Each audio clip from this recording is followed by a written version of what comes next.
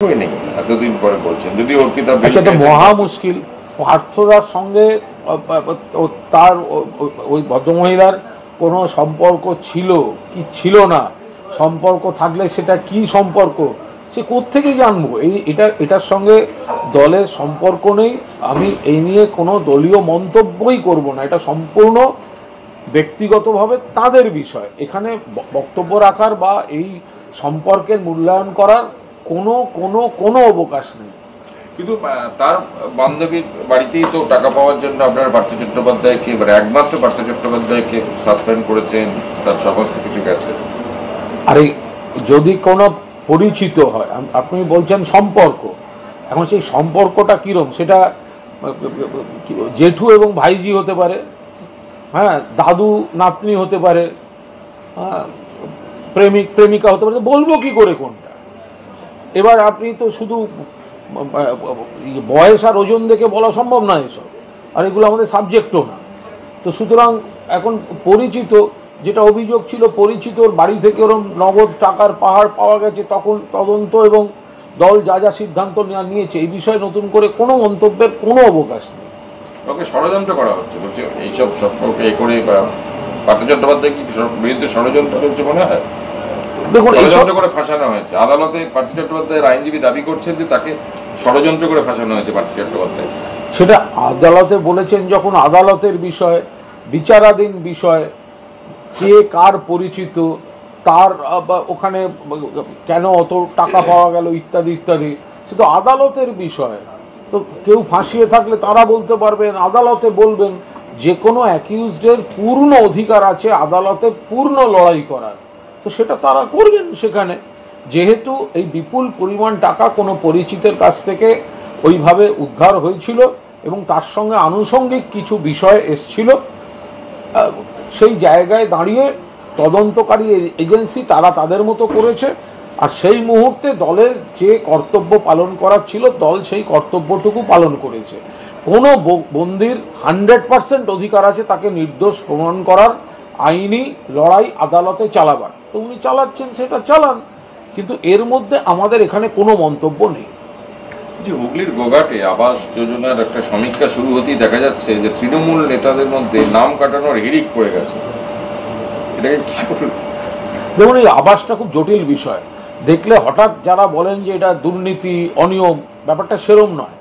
আপনাদের মনে রাখতে হবে, আবাসে দীর্ঘদিন টাকা দেয়নি কেন্দ্রের সরকার, দিল্লির সরকার।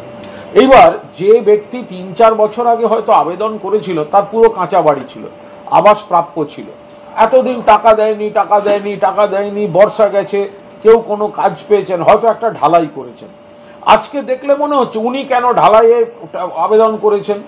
অ্যাকচুয়ালি তিনি যখন আবেদন করেছিলেন তখন হয়তো তার কাঁচা বাড়ি ছিল, এবার বছরের পর বছর গেছে, আজকে দেখলে মনে হচ্ছে তার কোনো কাজ কোনো কিছু করে একটু মেরামত করেছে সাজিয়ে, তারা সেখানে নাম কাটিয়ে নিতেই পারেন, বা আজকে তার নাম বাদ যেতে পারে।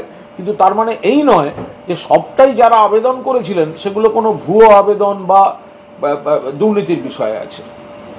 আজ বিভিন্ন জায়গায় বিক্ষোভও হচ্ছে, মানে পঞ্চায়েত অফিসে তালা লাগানো, এই অধিকাংশ জায়গায় এগুলো হচ্ছে রাজনৈতিক যারা গোহারা ভোটে হারে, তারা গোটা জিনিসটাকে মেলাইন করতে চায়। তারা দেখছে যে কেন্দ্র টাকা না দিলেও মমতা ব্যানার্জি বাংলার বাড়ি প্রকল্পে পুরো টাকা দিয়ে এসব কাজ করাতে চাইছেন, বাংলার মানুষ উপকার পাবে, ফলে সেইটাকে জটিল করার জন্য, কালিমালিপ্ত করার জন্য এইসব উস্কানি দেওয়া হচ্ছে।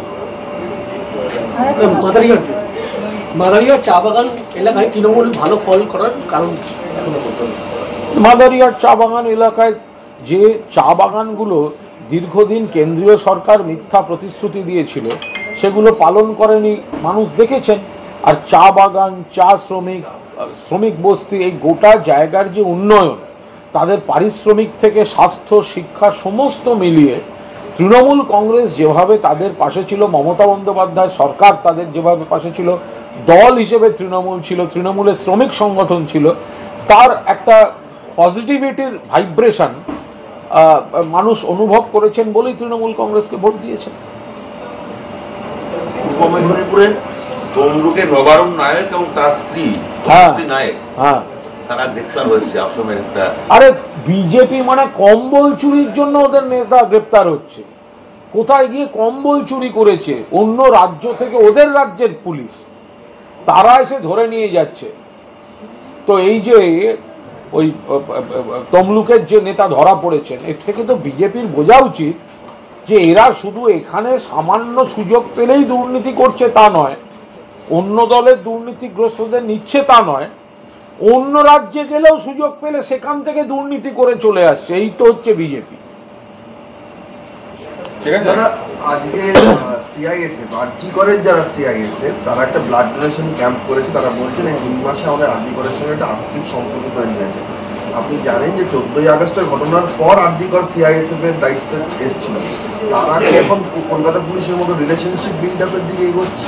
সবার আগে তো তাহলে যে জায়গাটায় ওই বিজেপির নেতারা এসে অনুপ্রবেশ অনুপ্রবেশ অনুপ্রবেশ বলে চেঁচান, যার দায়িত্বে, অর্থাৎ সীমান্ত তো পশ্চিমবঙ্গ সরকারের দায়িত্বে নয়, পুলিশের দায়িত্ব নয়, সীমান্তটা কেন্দ্রীয় সরকারের দায়িত্ব। ওখানে তো সিআইএসএফ বা কেন্দ্রের বিভিন্ন বাহিনী, বিএসএফ, সেন্ট্রাল ফোর্সগুলো থাকে।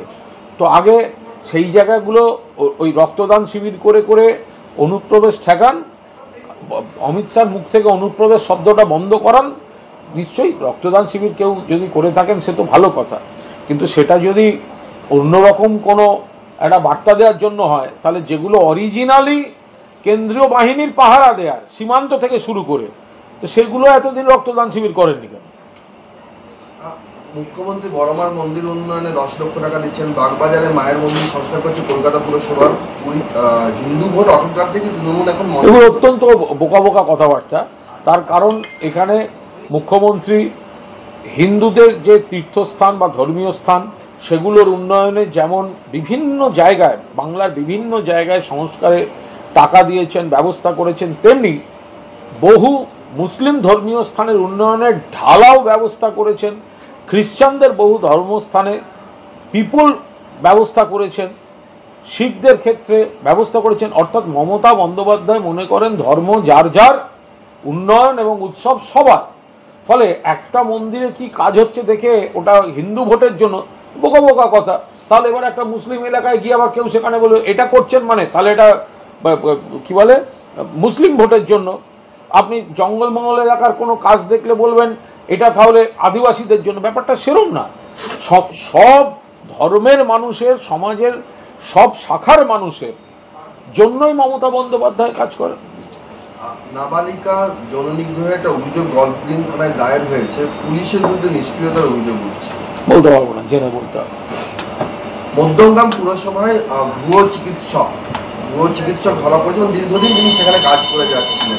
এখন কেউ যদি এইসব জালিয়াতি করে, পুলিশ প্রশাসন